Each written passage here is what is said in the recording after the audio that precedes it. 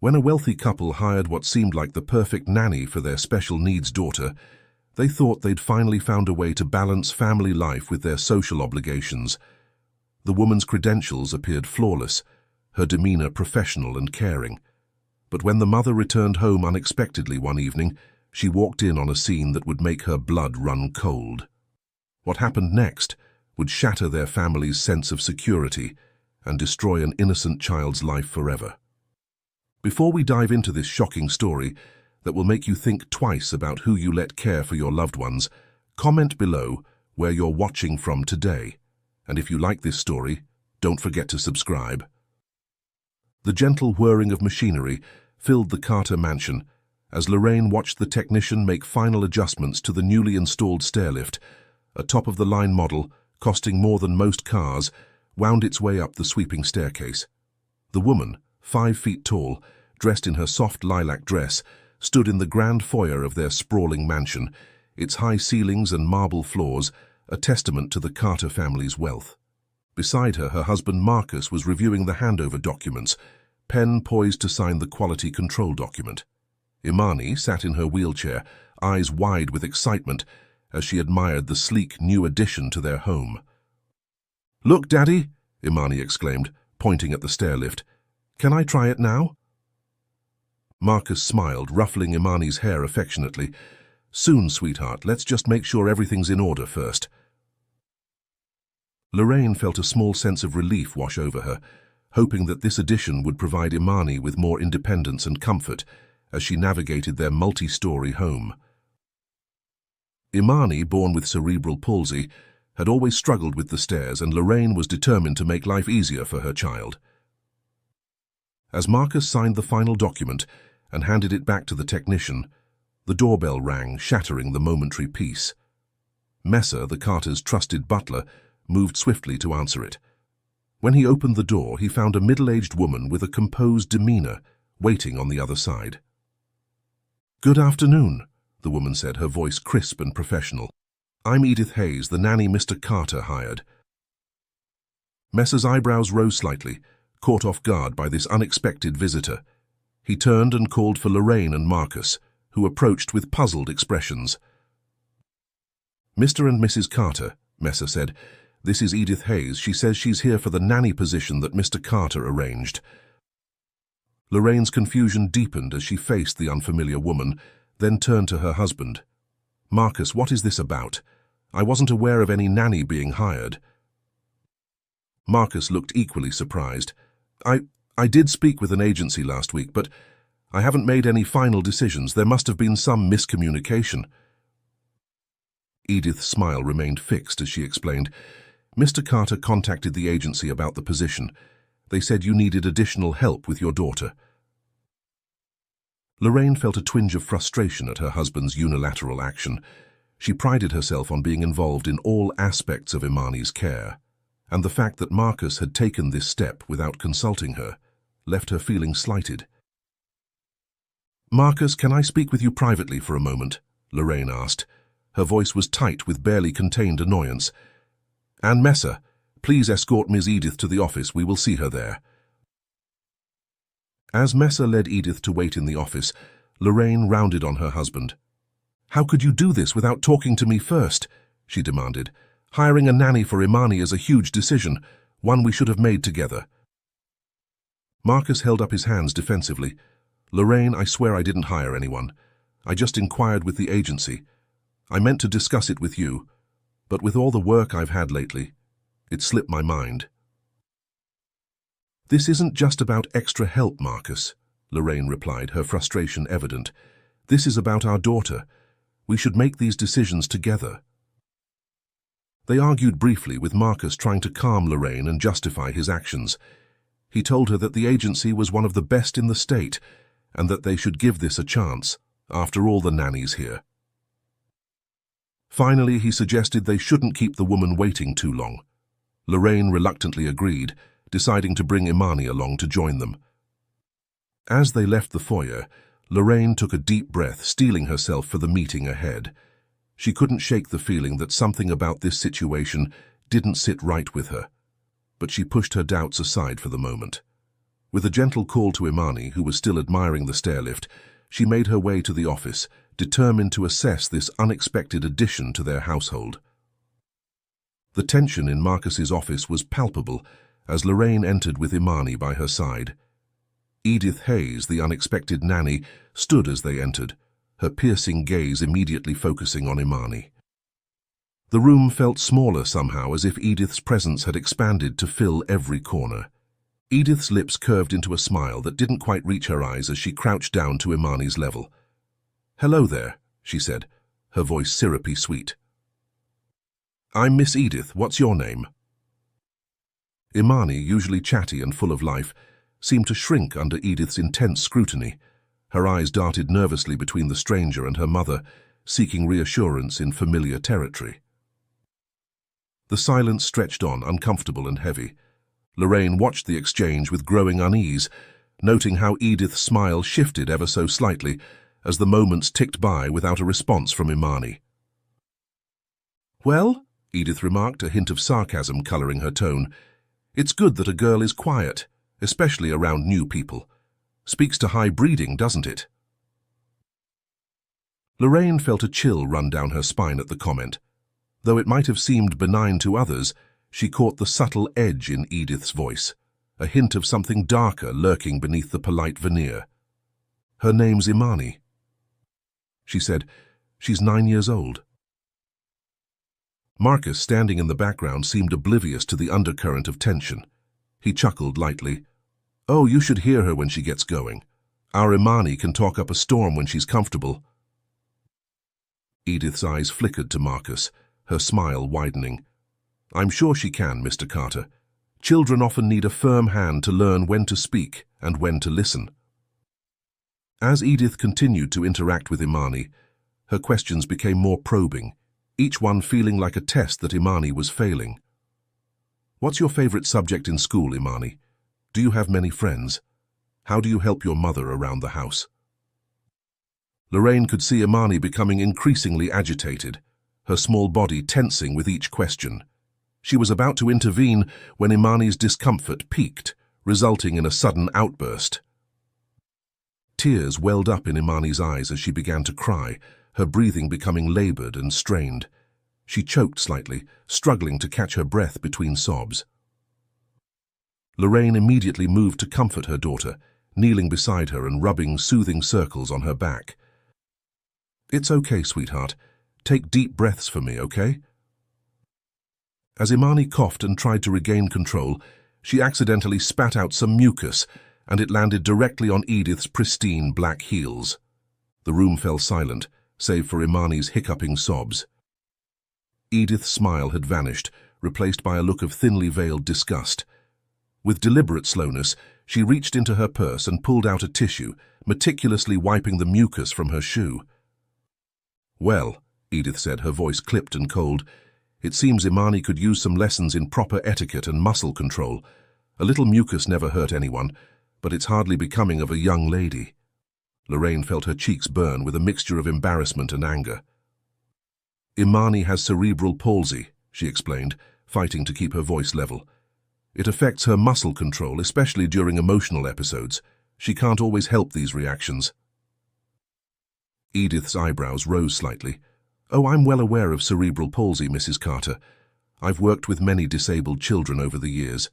With the right guidance and discipline, I've trained them to function quite well in society, despite their limitations." Lorraine took a deep breath, reminding herself that they had agreed to give Edith a chance. "Well, Miss Hayes, perhaps we should discuss your experience and qualifications in more detail. Imani's care is very specialized, and we need to ensure that anyone working with her is fully prepared for the challenges." Edith's smile returned, sharp and predatory. "Of course, Mrs. Carter. I'd be happy to enlighten you on my methods. I assure you, by the time I'm done, Imani will be a model of good behavior and social grace."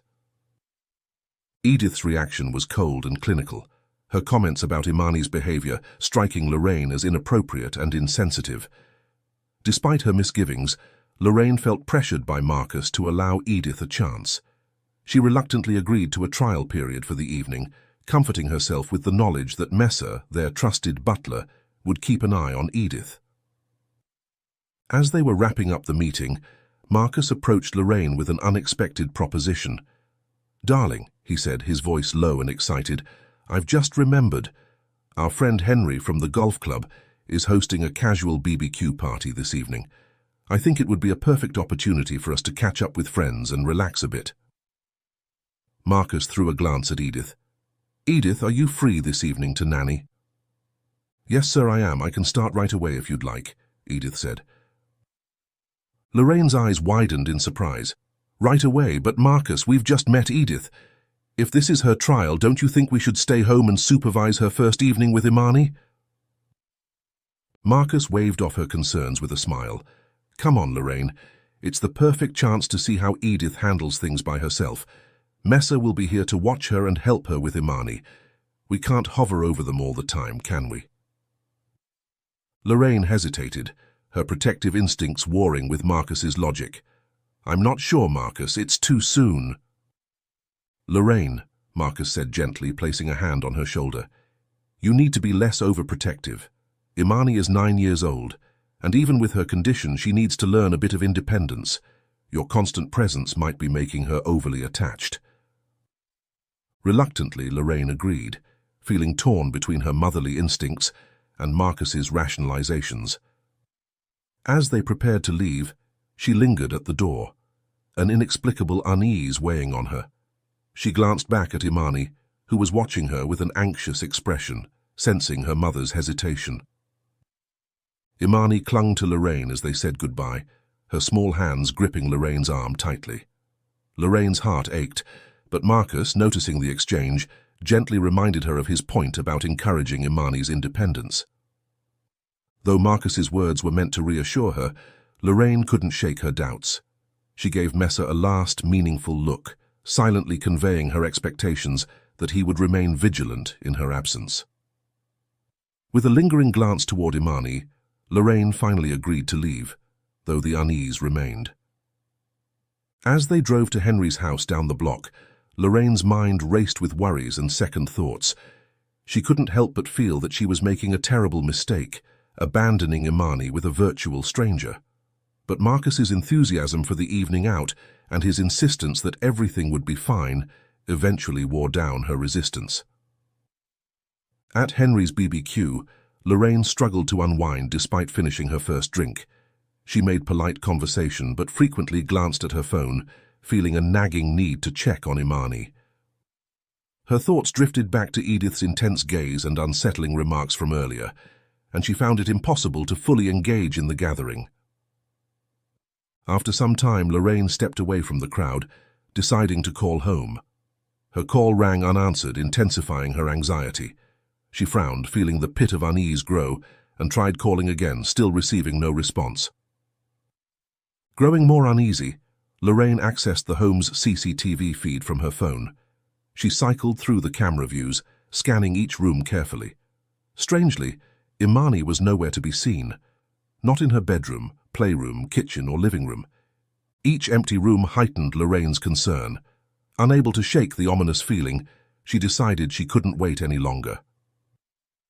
She returned to Marcus, insisting they needed to leave. "Lorraine, you're overreacting," Marcus said, trying to calm her. "The cameras might have missed Imani. They're probably outside, playing in the backyard. Edith is managing well enough without interruptions." But Lorraine, now fully in the grip of her motherly instincts, wouldn't be deterred. She apologized to their friends, explaining briefly that she needed to check on Imani, and left the party. Despite Marcus's attempts to downplay her concerns, she felt her decision was justified, determined to ensure her daughter was safe. As they drove home, Lorraine's mind raced with possibilities, each more worrying than the last. She silently prayed that her fears were unfounded, but the knot in her stomach told her otherwise. The drive home felt interminable to Lorraine, her anxiety mounting with each passing minute. Marcus, sensing her distress, attempted to reassure her, but his words fell on deaf ears. As soon as they pulled into the driveway, Lorraine was out of the car, rushing towards the house. She burst through the front door, calling out for Imani. The house was eerily quiet, intensifying her fears. Lorraine moved swiftly through the rooms, her heart pounding in her chest. Finally, she heard faint voices coming from the backyard. As she stepped onto the patio, the scene before her made her blood run cold. Edith was there with Imani, but something was wrong. Imani was without her walk-aid vest, struggling to maintain her balance on the uneven grass. What horrified Lorraine most were the visible bruises on Imani's legs. "What's going on here?" Lorraine demanded, rushing to Imani's side. "Why isn't she wearing her vest, and where did these bruises come from?" Edith turned. The look of surprise in her face was quickly replaced by a calm demeanor. "Mrs. Carter, I didn't expect you back so soon," she said, her tone nonchalant. "Imani and I were doing some therapeutic exercises to help build Imani's strength." Lorraine rushed to her daughter, kneeling beside her and gently examining the bruises. "Exercises? Look at her legs. What have you done?" Marcus looked concerned but not as alarmed as Lorraine. "What kind of exercises?" he asked. "Simple stretches and movements designed to improve muscle tone and coordination," Edith replied smoothly. "I've had great success with similar techniques in the past." Lorraine's protective instincts were in full force, but the bruises, and why remove her vest? That's there for her safety. Edith's voice took on a soothing tone. "Mrs. Carter, I understand your concern. The bruises are a normal part of the process, as Imani's muscles adjust to new movements. She fell down many times, but she's getting stronger. As for the vest, I removed it briefly to allow for a fuller range of motion. It's important not to become too reliant on aids." Marcus nodded slowly, seeming to consider Edith's words. "That does make some sense, Lorraine. We want Imani to grow stronger, don't we?" Yes, I think so, but this is too much for day one," Lorraine said, feeling torn between her instincts and the logical-sounding explanation. "And you should have consulted us first. These decisions can't be made without our input." Marcus, who had followed Lorraine into the backyard, looked shocked. "Edith, we hired you to care for Imani, not to conduct unauthorized therapy sessions," he said, his earlier defense of the nanny crumbling in the face of the disturbing scene. Edith looked appropriately contrite. "You're absolutely right, Mrs. Carter. I should have discussed this with you beforehand. I got carried away in my eagerness to help Imani progress. It won't happen again without your express permission." Marcus put a hand on Lorraine's shoulder. "Maybe we should hear more about these exercises, dear. If they could help Imani—" Lorraine hesitated, her earlier resolve weakening in the face of Edith's apparent expertise and Marcus's support. I suppose we could discuss it further, but no more unsupervised changes to Imani's care routine for now." Edith nodded earnestly. "Of course. I promise to communicate every step of the process with you both from now on." As they headed indoors, Lorraine couldn't shake her unease despite Edith's explanations. She vowed to keep a closer eye on things, even as she reluctantly agreed to give Edith another chance. Marcus seemed relieved at the resolution. "See, Lorraine, it was just a misunderstanding. I'm sure with clear communication, Edith can be a great help to Imani." Lorraine nodded, not entirely convinced but willing to try for Marcus's sake. As they settled in to discuss Edith's proposed care plan, Lorraine made a silent promise to herself to remain vigilant and trust her instincts, no matter what logical arguments were presented. The next morning, Lorraine woke early, her sleep having been fitful and plagued by worries. As she went downstairs, she heard Edith's voice coming from the kitchen, interacting with Imani. Approaching the kitchen quietly, Lorraine observed Edith and Imani's interaction. What she saw made her heart sink. Imani, usually energetic and talkative in the mornings, appeared quiet and withdrawn. She avoided eye contact with Edith, seeming almost fearful. Lorraine watched as Imani absently scratched at the bruises on her legs, wincing slightly at the touch. Edith noticed and sharply said, "A proper girl doesn't act like that. Stop fidgeting, Imani." The harsh tone in Edith's voice made Lorraine's blood boil. She was about to intervene when Imani's gaze flickered up, catching sight of her mother. The relief that washed over her daughter's face was palpable, and it broke Lorraine's heart. "Good morning, sweetheart," Lorraine said, entering the kitchen. She moved to Imani's side, placing a protective hand on her shoulder. "How are you feeling today?" Imani leaned into her mother's touch but remained silent, her eyes darting nervously to Edith and back. Edith's demeanor changed instantly, her voice becoming saccharine sweet. "Oh, good morning, Mrs. Carter. Imani and I were just having a little chat." Lorraine's suspicion and unease grew. Imani used to be so spirited, especially in the morning. She loved breakfast. That yogurt bowl with honey Edith served her was her all-time favorite. So, what's with the look on her face? Did she make a wrong decision last night, giving Edith another chance, even for this short period? She had wished she could hang around to watch how Imani interacted with Edith, but her phone rang once again, and the screen displayed the number of the art gallery that had agreed to exhibit her artworks. "I have to take this call, sweetheart. I'm really sorry. We'll play later, all right?" she said, gently letting go of Imani and waving goodbye. Lorraine had just ended her call with the art gallery when she noticed the morning sun had fully risen, streaming through the dining room windows.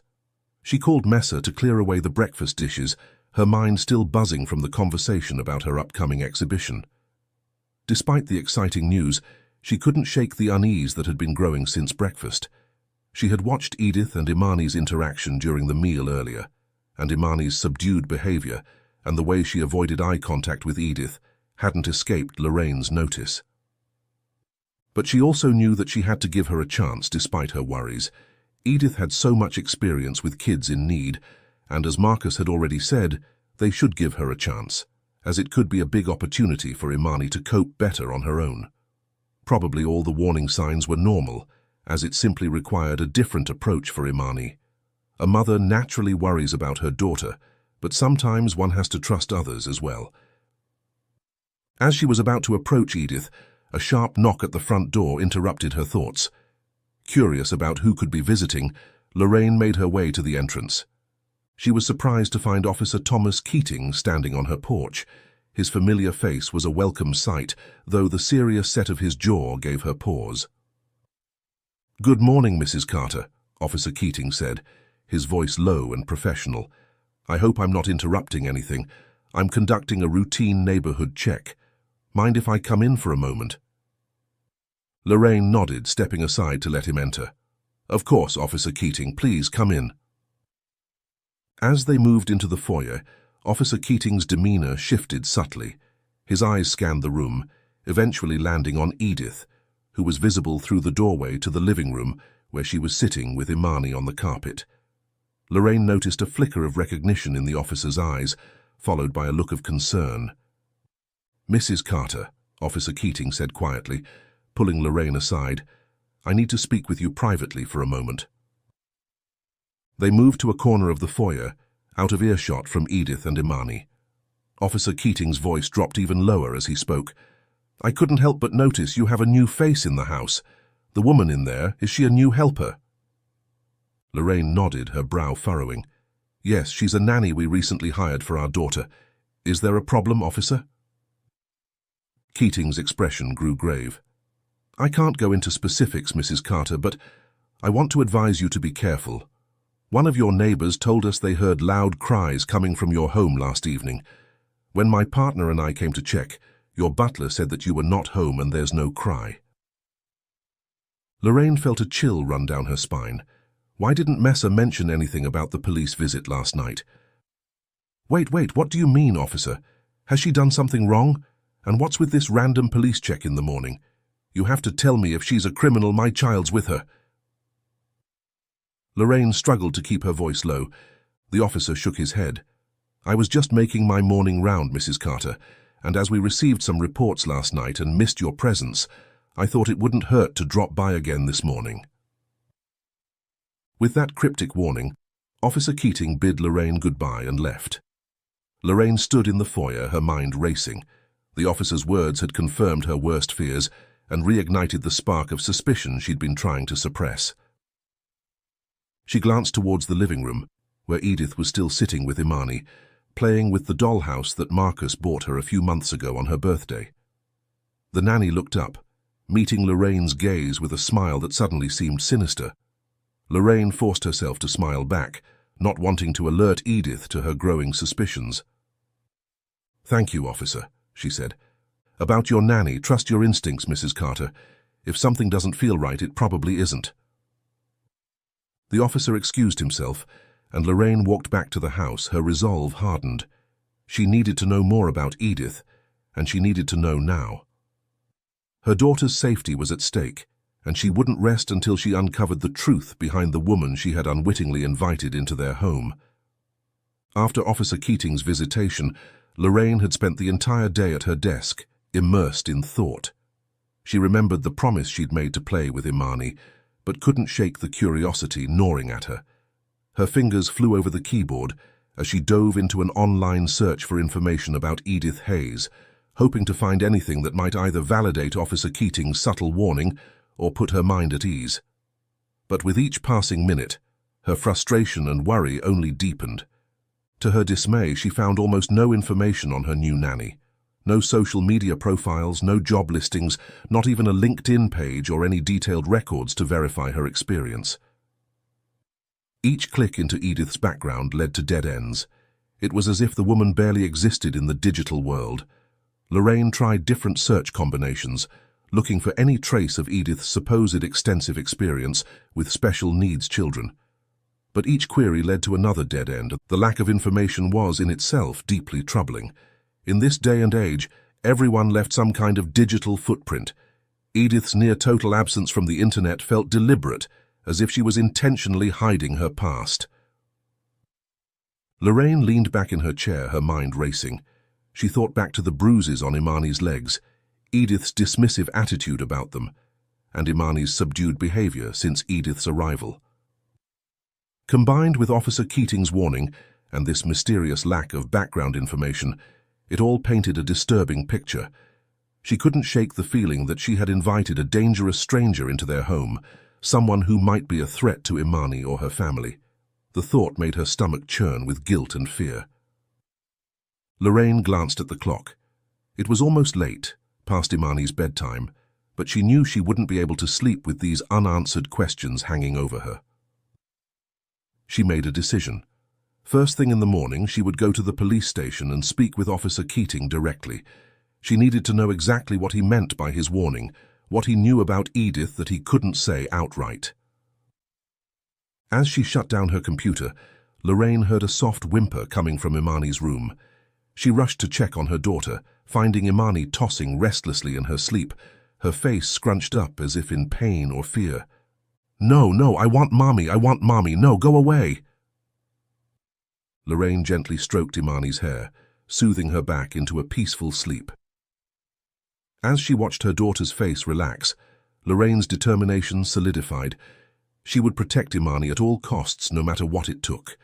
Tomorrow she would get to the bottom of this, and if her suspicions were confirmed, she would do whatever was necessary to remove this threat from their lives. Sleep would be elusive tonight, but Lorraine would use the quiet hours to plan her next moves. One way or another, she would uncover the truth about Edith Hayes. The stakes were too high for anything less than her full vigilance and determination. The next morning, Lorraine woke early, having barely slept. She left a note for Marcus explaining that she had an errand to run, careful not to mention her true destination. As she drove to the police station, her mind raced with possibilities, each more unsettling than the last. The station was quiet when she arrived, the morning shift just settling in. Lorraine approached the front desk, asking to speak with Officer Keating. After a short wait, she was led to a small interview room where Keating was waiting, a concerned expression on his face. "Mrs. Carter," he greeted her, gesturing for her to sit. "I had a feeling I might be seeing you soon." Lorraine cut straight to the chase. "Officer Keating, I need to know what you couldn't tell me yesterday about Edith Hayes. What do you know about her?" Keating sighed, his expression grave. "Mrs. Carter, what I'm about to tell you isn't official police business. There have been no formal charges filed, but—" He paused, choosing his words carefully. "Edith Hayes's name has come up with complaints in several towns over the past few years. When I caught sight of her face in your house yesterday, even from a distance, I knew it was the same person." Lorraine felt her heart rate quicken. What kind of complaints? Nothing that ever resulted in criminal charges, but the pattern is disturbing, Keating explained. Families would hire her as a nanny or caregiver, usually for children with special needs. After a while, there would be reports of strange behavior, psychological manipulation, even some instances of what could be considered physical abuse, though nothing that could be definitively proven. Lorraine's mind flashed to the bruises on Imani's legs. Why hasn't she been arrested if there have been multiple complaints? Keating shook his head. She's clever. She never stays in one place long enough for a solid case to be built, and she seems to target vulnerable families, often those who might be hesitant to involve authorities due to their social standing or other factors. What exactly did these families report? Lorraine pressed, needing to know the full extent of what they might be dealing with. Keating's expression darkened. There were reports of cruel disciplinary measures, isolating children from their parents, even some instances of withholding medication or necessary care. But again, nothing that could be conclusively proven in court. Lorraine felt a chill run down her spine. She thought of Imani's subdued behavior, the fear in her eyes when Edith was around. It all made a horrifying kind of sense now. "Mrs. Carter," Keating said, leaning forward, his voice low and urgent, "if you have any doubts about this woman, any at all, you need to remove her from your home immediately. And if you have evidence of any violence or misconduct, you should say it right now. Your daughter's safety could be at risk." Lorraine nodded, her resolve hardening. "Thank you, Officer Keating. You've confirmed what I've been fearing. I'll take care of this today." As she left the police station, Lorraine's mind was made up. She would confront Edith and remove her from their home, no matter what it took. But first, she needed to check on Imani. The thought of leaving her daughter alone with Edith for even a moment longer filled her with dread. She drove home, her knuckles white on the steering wheel, praying that she wasn't too late to prevent any harm from coming to her beloved child. Lorraine arrived home, her heart pounding with a mixture of fear and determination. As she entered, Messer, the butler, approached to greet her, but Lorraine quickly raised a finger to her lips, signaling him to be quiet. "Messer," she whispered, "I need to speak with you, but we have to be quiet." They moved to a corner, and Lorraine quickly explained her suspicions about Edith. Messer's eyes widened as he listened to her concerns. "Messer," Lorraine asked, her voice low and urgent, "did the police come by a few days ago when Marcus and I was away?" Messer nodded, his brow furrowing. "Yes, Mrs. Carter, they did come by asking if everything was all right." Lorraine's heart raced. "Did you hear anything from Imani's room? Any crying or distress?" Messer shook his head, looking confused. "No, Mrs. Carter. I didn't hear anything unusual from Miss Imani's room. Why do you ask?" Lorraine bit her lip, her worry deepening. "The police reported hearing crying. Messer, where were you during this time?" The butler looked slightly embarrassed. I'm sorry, Mrs. Carter. I was feeling quite drowsy that day after dinner, and had taken a nap. I woke up when the police arrived." Lorraine's concern intensified. It was highly unusual for Messer to have fallen asleep early. He was normally awake until midnight, always ready to help with whatever they needed. Had Edith drugged him or slipped something into his dinner? If she had, there might be evidence, and the police could open an investigation. What frightened Lorraine the most, though, was the thought that, with Messer asleep, who knew what Edith might have done unnoticed? "Thanks, Messer, and is Marcus home?" "Yes, ma'am. Your husband is at the garage. Do you want me to call him?" Lorraine shook her head. "No, but I'd like you to let him know about the police visit from a few days ago, and please make sure he stays calm about it. I don't want Imani getting any more frightened." With this new information, Lorraine felt an even greater sense of urgency. She moved through the house, listening for any sound of Edith or Imani. The house was eerily silent, setting her nerves further on edge. As she passed the bathroom, she heard a faint murmur. Lorraine paused, her breath catching in her throat. She approached the partially open door, careful not to make a sound. Through the crack she saw a scene that made her blood run cold. Edith was there, holding a glass of water. But it wasn't just any water. Lorraine watched in horror as Edith dipped the glass into the toilet bowl, filling it with yellow piss water. "Now, Imani," Edith's voice was sickeningly sweet, a stark contrast to her actions. "Be a good girl and drink this. It's your punishment for throwing up your dinner again." Imani, who was seated in her wheelchair, tried to turn away her head, but Edith tightened her grip on her cheeks.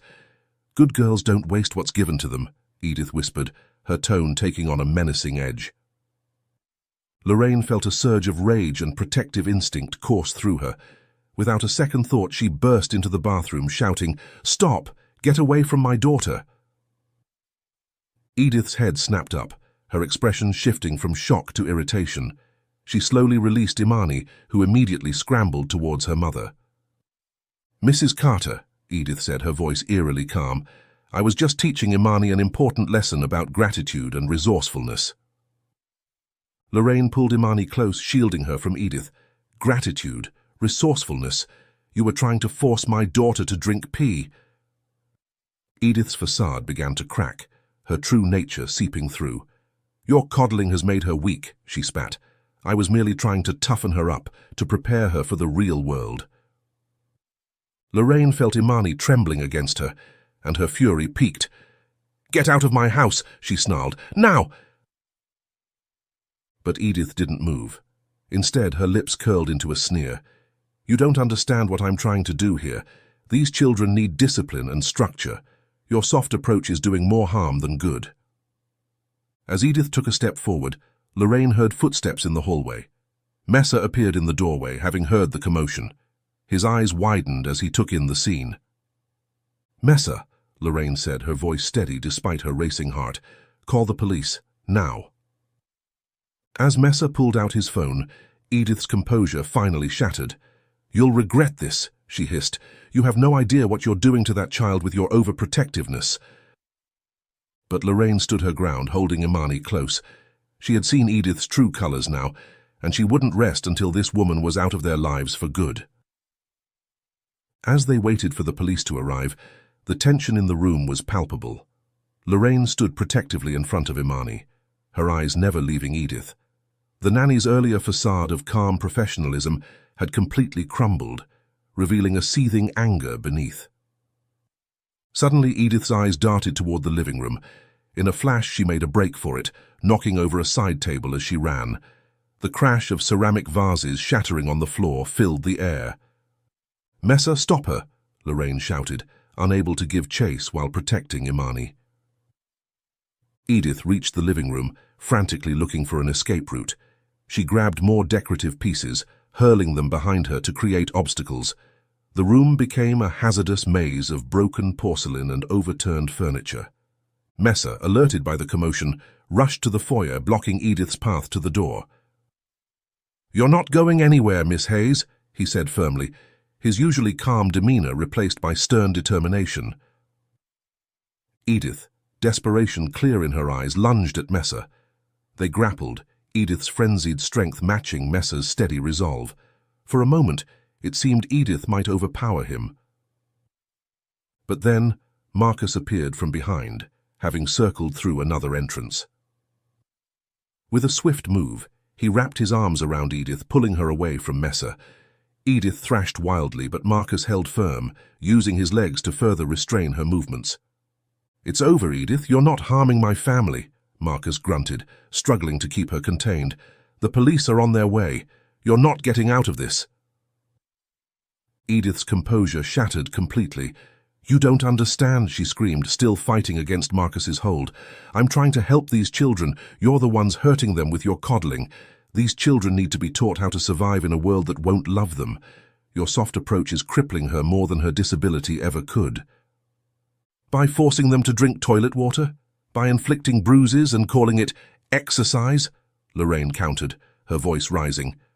"That's not preparation for life. That's abuse." Just then, the sound of sirens filled the air. Moments later, police officers burst through the front door, quickly taking in the chaotic scene. As the police entered the house, Edith made one last desperate attempt to regain control. "This is all a misunderstanding," she said, her voice suddenly honey-sweet again. "Mr. and Mrs. Carter are simply overreacting to standard disciplinary measures." The officers moved swiftly, taking Edith into custody. As they handcuffed her, Edith continued to rant, her words a mixture of justifications and accusations. "You'll regret this," she hissed at Lorraine. "When Imani grows up unable to stand on her own, you'll wish you'd listened to me. You rich people only know how to make and spend money, but you haven't the slightest clue how to raise a child. You're raising a spoiled breed, a disgrace to humanity." Lorraine stood her ground, holding Imani close and covering her ears. "The only thing I regret is not trusting my instincts sooner. Imani will grow up surrounded by love and proper care, and she'll thrive because of it, not despite it." As Edith was led away, Lorraine turned to Marcus and Messa, gratitude clear in her eyes. "Thank you both," she said softly. "I don't know what would have happened if—" "It's over now," Marcus reassured them. "We're safe and Edith won't hurt anyone else." Lorraine watched as Edith was placed in the police car, feeling a mix of relief and lingering anxiety. She knew this ordeal wasn't over yet, but at least the immediate threat had been removed from their home. The next few hours blurred into a series of police statements. After Edith was taken away, detectives, investigators, and Officer Keating himself filled every corner of their home. Lorraine recounted every detail she could remember, from her first suspicions about Edith to the chilling bathroom incident. The officers listened intently, their expressions growing darker with each new revelation.